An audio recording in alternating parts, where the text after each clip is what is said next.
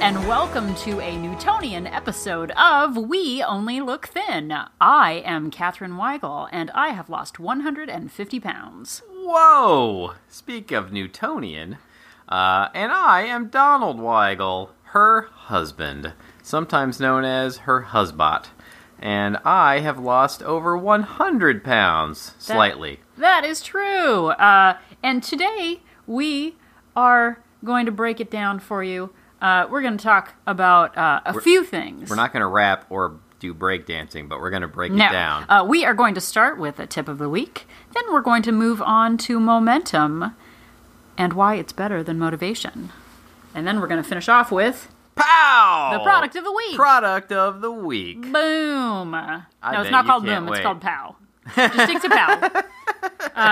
Pow, boom. It's all exciting. It's like one of the old Batman cartoons, like pow, boof, if, oof, off, like when you can see it. I love when you put things in terms I can understand. And that you can see. In your radio audience, people are seeing these words pop up in front of their faces. So we are going to start out with our tip of the week. Donald, what is our tip of the week? Our tip of the week is take progress photos of yourself. That sounds impossible. Why would I want proof of the way I look? I'll tell you. When you lose the weight that you're trying to lose, and I know you're going to lose the weight that you're trying to lose. It's happening. That you're going to want photos of how you have changed, how your body has changed, how your shape has changed, how clothes fit you. And sometimes, as you're going along, like this happened to me, I may not have seen progress on the scale all the time, but I could see progress when I saw photos of myself. Like, wow, I have really come a long way. And it's very motivating. And we're about to talk about motivation. That's not what we're talking about right now. Just take the darn picture. Like, either take a selfie. Your phone might have one of those 10-second countdown timers. Do it by yourself. Get a trusted friend to just take a full body picture of you in diffused light. Something not with super harsh shadows. And you don't have to show it to anyone. You don't have to show it to anybody. But when you achieve your goal, you're going to want the photos. When I started this out, I for 2 decades.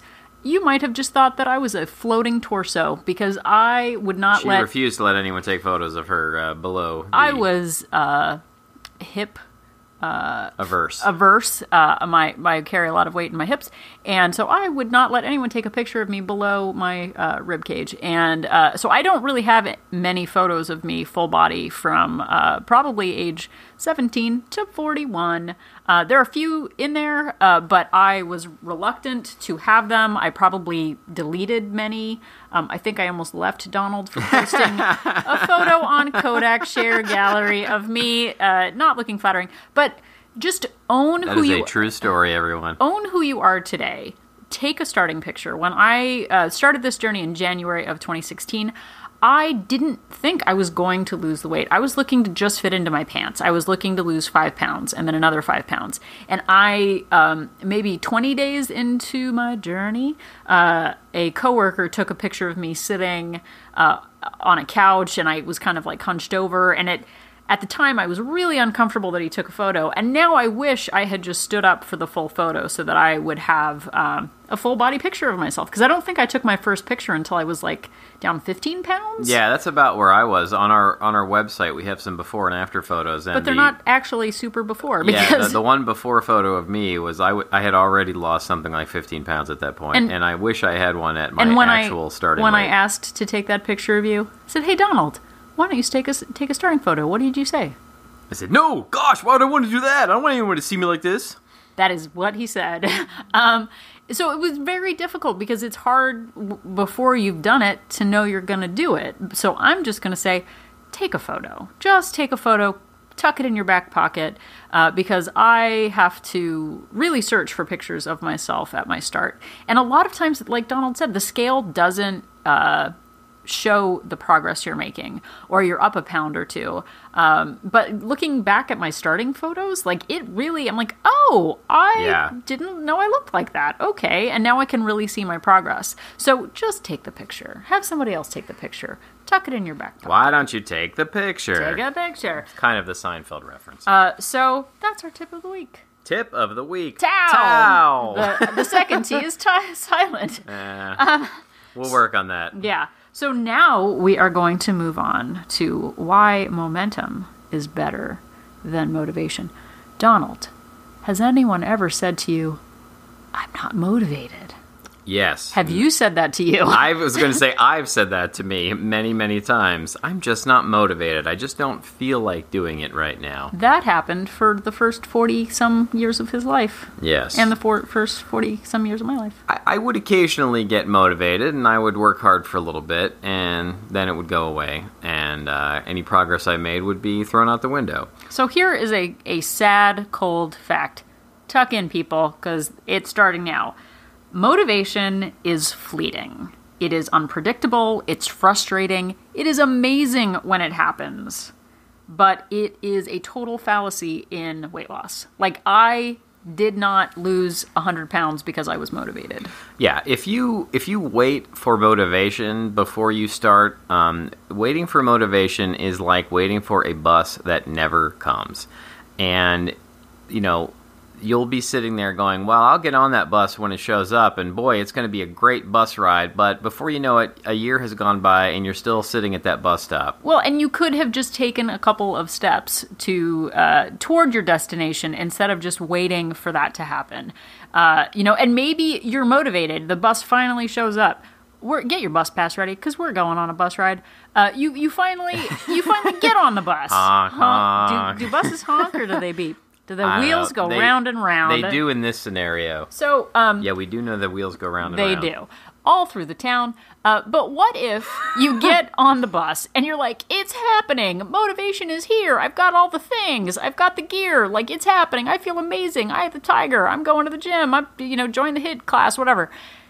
And then you get on, and before you even have time to sit down, the bus stops. The bus driver calls, final stop. Final stop, and you've gone 4 feet, and you're like, I guess I'm getting off now. And then you wait another year to wait for the bus to come back around and see how far it's going to take you.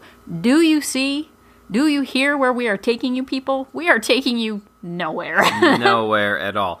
And I'll tell you, I kept waiting for that bus to come and kept waiting for that bus to come. And finally, it pulled into the station in the form of a diabetes diagnosis. Yeah.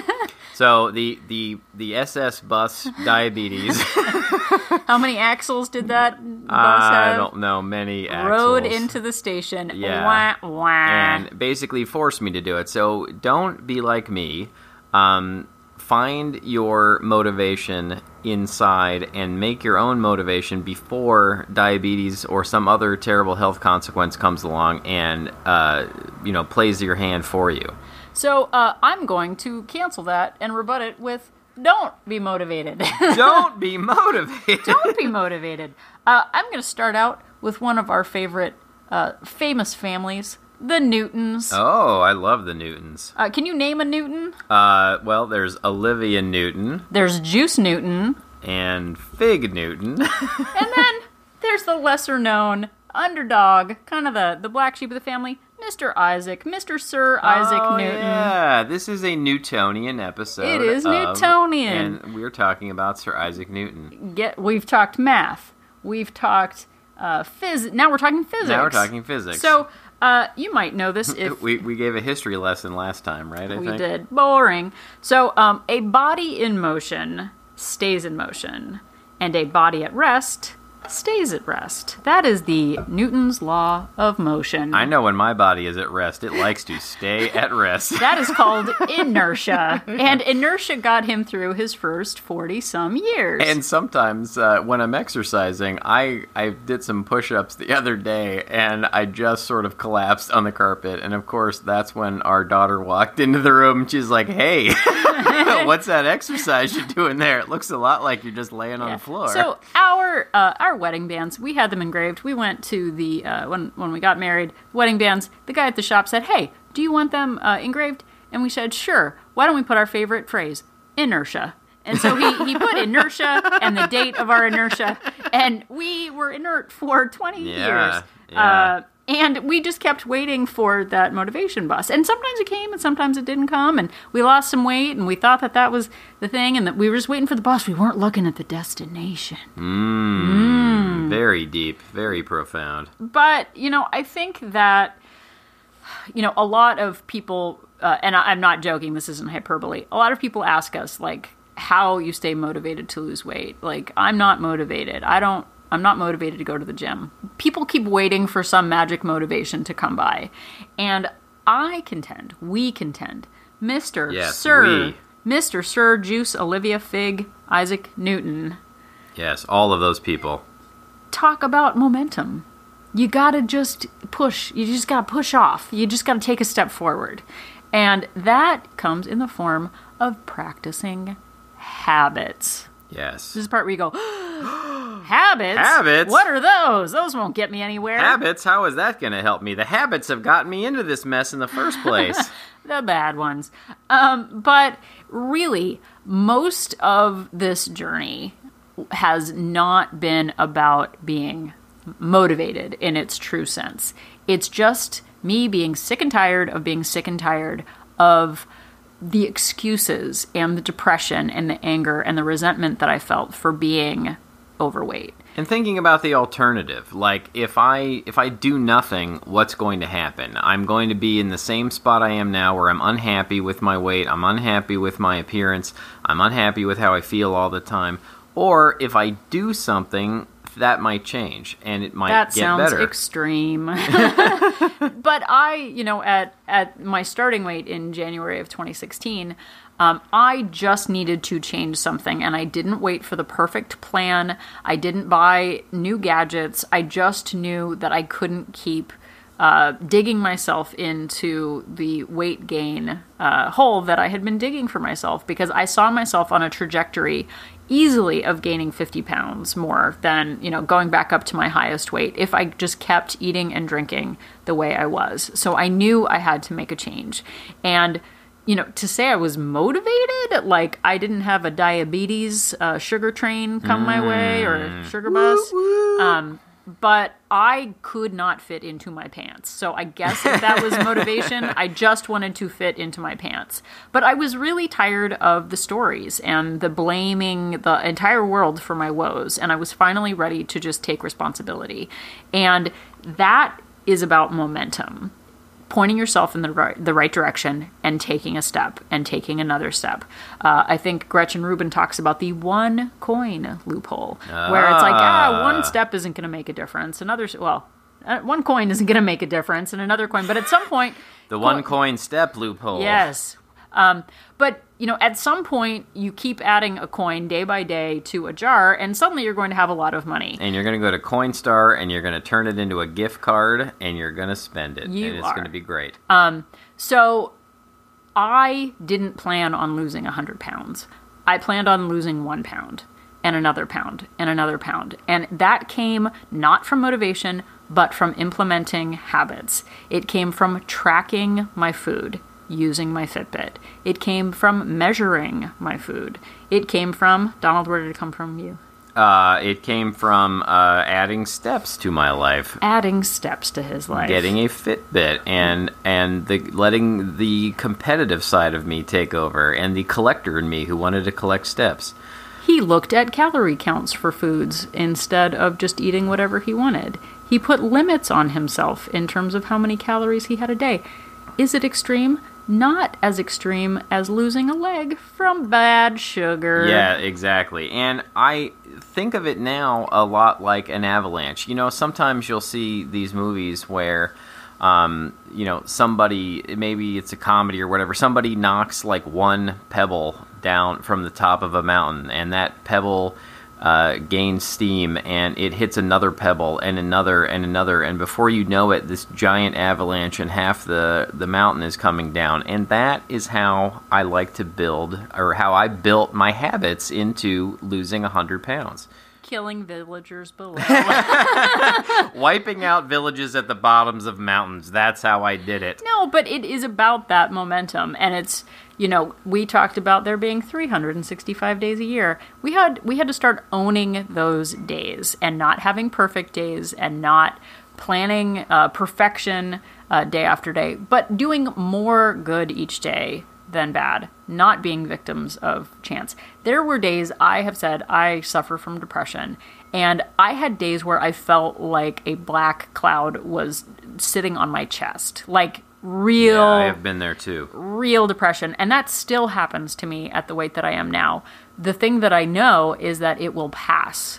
Just as motivation passes, so too does feeling terrible and depressed. And even now, after losing this weight, I still, we had an episode not that long ago called "Weight Loss is Stupid" and I hate it. And there are days I just don't want to do it. But, we've started the momentum. The momentum is always rolling to the point where we might hit a speed bump or two as we're rolling down the hill, but you can't stop the boulder of weight loss that has happened and is rolling down that mountain. I imagine a bus. I don't know. People at home, what do you imagine rolling down the hill? Let us know. There's a bus rolling down a hill? But, I think about the bad days now, and the way they look, what bad seems to me now is much different than before. I would go months and years avoiding the scale.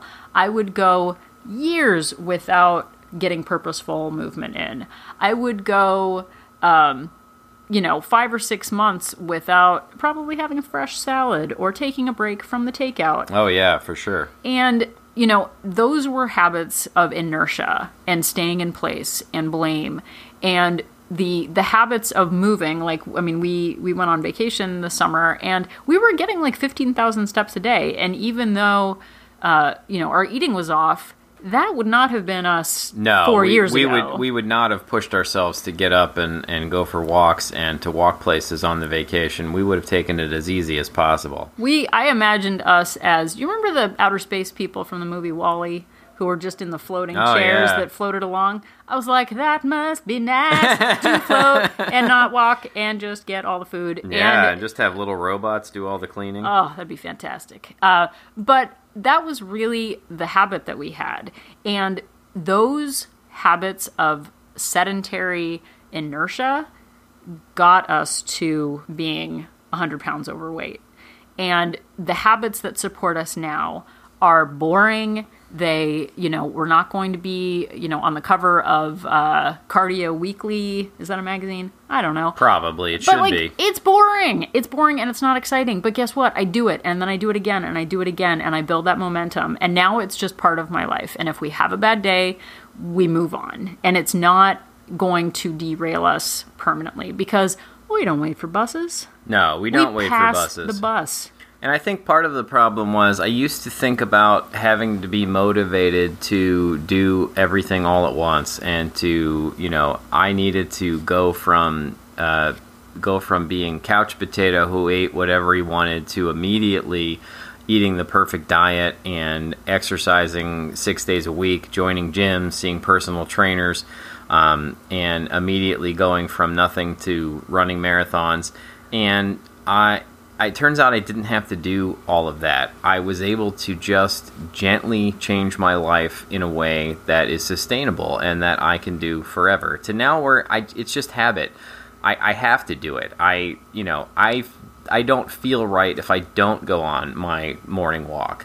I don't feel right if I don't stick to my my food plan and if I don't write down everything I'm eating. Well, and someone the other day asked me how I managed my weight loss, and I told them that, I've been in maintenance for 14 months, and I still track all my calories. There are days when I don't, and I pay dearly for those. We went away last weekend, and I'm, up on the scale a little bit. But I track every day, and she said, wow, that sounds really extreme and like a pain, and are you prepared to do that the rest of your life? That doesn't seem fair. I was like, where fair got me? Yeah. Fair got me, ripping out of my one pair of dungarees. And, I am willing to spend 5 minutes a day inputting food on a Fitbit. That keeps me on track It keeps me accountable. It keeps me measured. The minute I tell myself, like, I'm fixed, that is when I'm at my most broken. Yeah. You were wondering what I was going to say. You're at your most fixed when you're most broken or something. What? I don't know. But yeah, it's like you're going to have to do some work, but it... Wah, wah. But I want it to be easy. And it might turn into a lot of work. But, you know, if you do it the right way, if you pick something, if you don't wait for motivation to come along, but pick one thing that you think you can do, one thing that you think might not even matter, like, you know, drinking more water, or just taking some extra steps, or, you know, parking in the faraway space at work. Just pick one thing and start there. And then see how that goes. And then you can add another thing and another thing. And before you know it, you've sort of tricked yourself into developing a lot of good habits that then just become a part of your life. It's like feeding a dog a pill with bologna wrapped in. You're feeding yourself a pill wrapped in bologna. A bologna pill. Bologna pill. But I think that it really makes a difference slowly over time. And for anyone, you know, I've heard it recently too, people saying it's going too slowly. Like my weight loss isn't coming off fast enough. I have some really bad news for you. I am not doing anything differently in maintenance than I was losing weight. Yeah. Pin drop. No, I know. Me too. I thought I was going to be able to add all these calories back into my diet after I got down to maintenance, and it turns out, no, that is not really happened. You know, I tend to eat at a deficit or eat all the pancakes. Those are kind of my two settings. So I have to self-correct, and I balance kind of in a 5 to 10 pound range, and I've been doing that for a year. I'm in the kind of middle of the higher range of that right now. But, you know, I'm not doing anything different. I'm getting in my steps. I'm getting in my water. I'm eating salads. I'm staying present in online accountability groups. And I'm tracking all my calories. And sure, do I get to go have, you know, ballpark food and a beer and maybe it not be the end of the world? Sure. But my day-to-day is exactly the same. So anyone who thinks it's taking too long, it's just the rest of my life. That's it. That's all I have to do. Just the rest of my life. And you have the rest of your life to do it. And, you know, we've talked about this before, but imagine that you're somebody who loses 1/10 of a pound a week. Eventually, that adds up, like every little thing. It's like the one coin loophole that Catherine was talking about. You know, you keep putting those tiny pebbles, coins, whatever, in the jar, and eventually you're going to get where you want to go. You know, what's the alternative? That you don't do anything? That you backslide? That you keep, you know, that you stay unhappy? That is the way you are? Well, and for me, there was never a stasis. I never just stayed at, you know, 240 pounds. My habit is to gain. That is what I do. I slowly let habits erode and I go up and up the scale. And that's what I saw my trajectory going toward. This time, I just decided that I was not going to quit. And there's no quitting. There's no end. There's no, like, suddenly we can eat whatever we want. Maybe that's a bummer, but it's true. And it actually really helps to just know that your habits support your weight. If you have the habit of getting takeout every day, sitting all day, not getting in movement, drinking sugary drinks every day, the scale is going to reflect that. It's not about being fair. It's not about who has a better metabolism. It's just calories in and calories out and sitting all the time. We don't sit all the time now. No, we don't. And I don't know why you keep looking at me when you're trying to describe this person who sits around and drinks sugary drinks all the time. I'm making eye contact. Oh, that's what it is. So much of it is mindset and changing the way you think about yourself and the way you think about the person that you are and that you want to be. I would say to myself, oh, I just can't do that. There's no way I could walk, in the mornings before work. There's no way I could be the kind of person that counts calories. And guess what? I am that person. And so try telling yourself that you are the kind of person who does those things. I'm the kind of person who likes to walk places instead of driving 2 blocks to the Rite Aid down the street. I'm the kind of person who takes responsibility for my feelings and stops being a victim of the world around me. Because guess what? We're grown-ups. Like, this is it. This is happening right now. This is not a test run. I'm not going to share your age on television, but, like, you're, like, a grown-up age. Like, a bona fide, like... You can share my age. I don't even know what, 48? I'm going to be 49 in a couple of months. But, like, that's a grown-up. Like, when you were a kid, 49 was, like, yeah, that seemed ancient. Grown-up. That and seemed now ancient. We still feel like adult imposters, but what we do know is that habits are way better than motivation. And I'll tell you what, I am almost 49, and I feel so much better physically and mentally than I did when I was 39. I was going to say it's insane. It's ridiculous. And it is those things. Like if only I had gotten it together back then.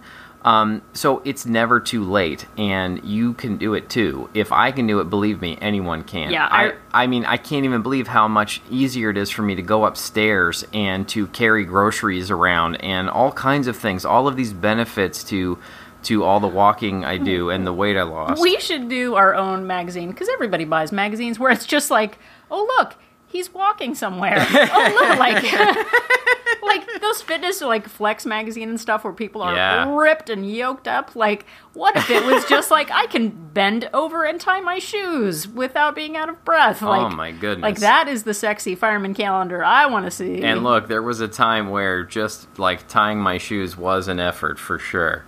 It was. That's why he wore tissue boxes on his feet. No, he didn't. So... We are going to finish this off with sort of the idea that this is a practice. Like, you don't just get up one day and become a concert violinist. You don't get up one day and suddenly just know how to play tennis or football or read.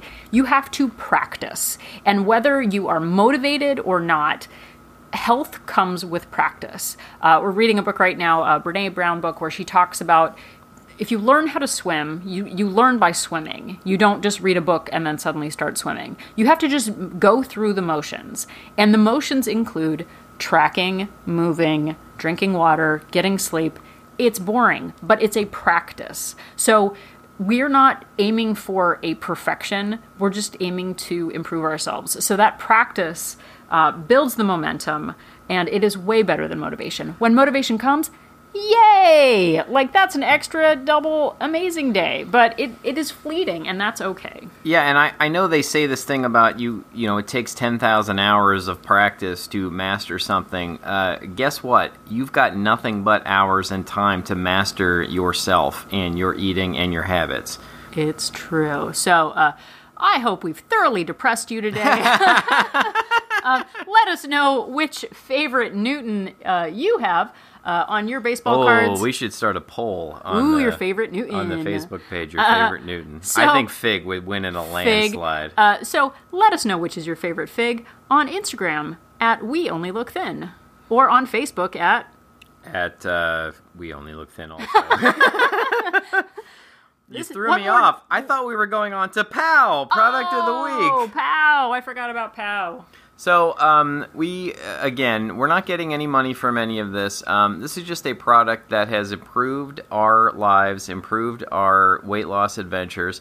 And in our case, in this week, it is the Rebounder. Rebounder, the inside trampoline. Now, you might say, what is a Rebounder? It's an inside trampoline. Oh, it's an inside trampoline. So, it's a fairly small 48-inch wide. And we are able, even as apartment dwellers, to have it in our place.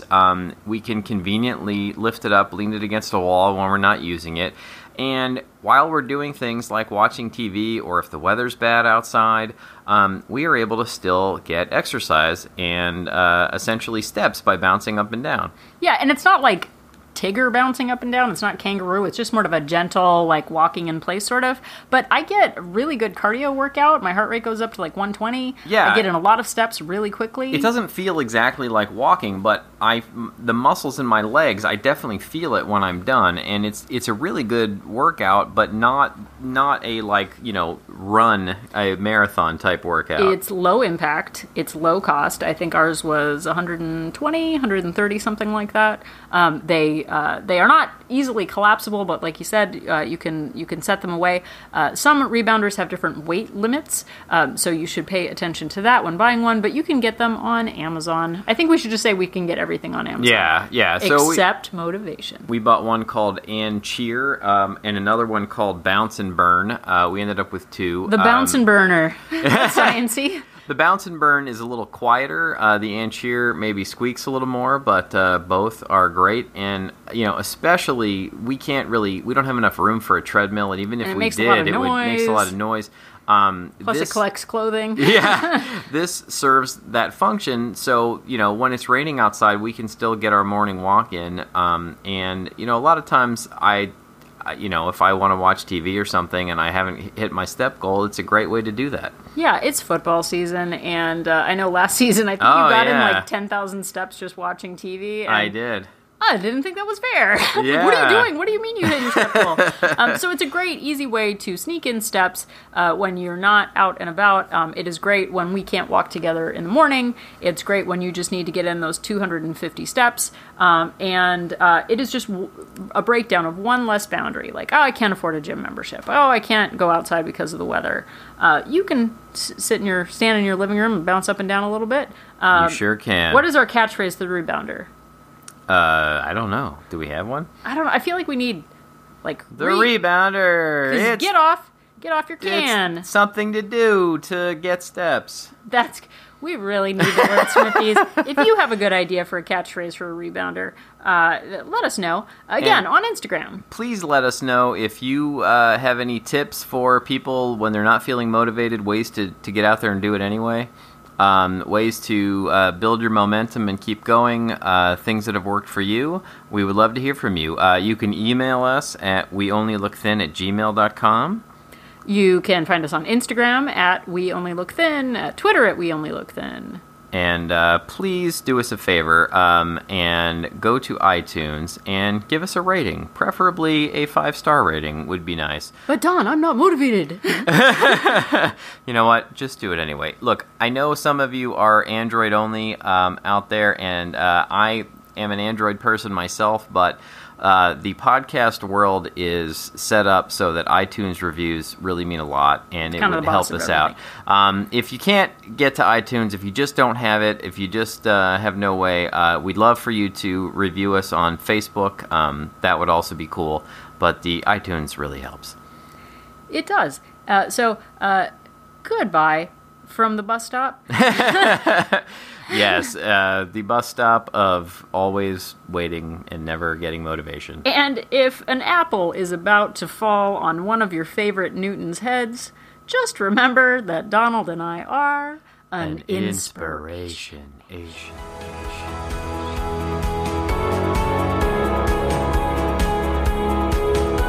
The information that you hear on this podcast is for informational purposes only.